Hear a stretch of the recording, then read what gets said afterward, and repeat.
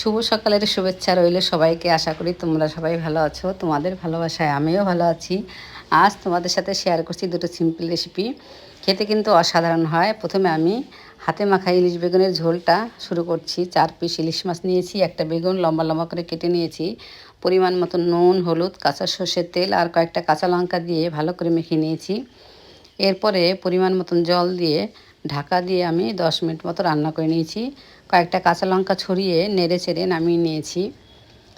তাহলেই রেডি হাতে মাখা ইলিশ বেগুনের ঝোল। এরপরে করব আমি কচুরলতি দিয়ে ইলিশ মাছের মাথা দিয়ে ঘন্ট।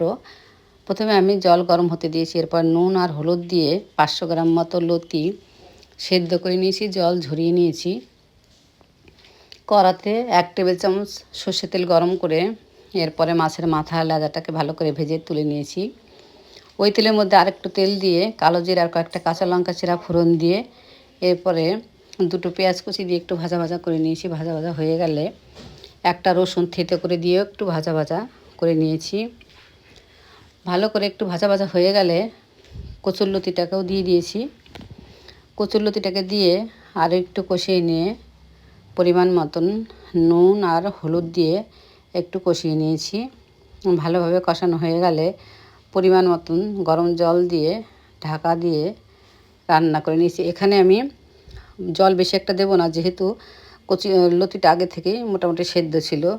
মাছের মাথাটাকেও দিয়ে দিয়েছি। এরপরে ঢাকা দিয়ে আমি রান্না করে নিয়েছি 2-3 মিনিট মতো। এরপরে সব কিছু ভালোভাবে সেদ্ধ হয়ে গেলে ভাজা ধনিয়ার জিরে গুঁড়ো 1 চামচ মতো দিয়ে একটু নাড়াচাড়া করে নিয়েছি।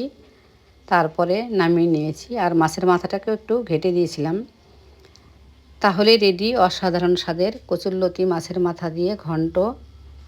এটা খেতে কিন্তু জাস্ট ফাটাফাটি হয়। তোমরা সবাই ট্রাই করে জানিও কেমন লাগলো। টাটা।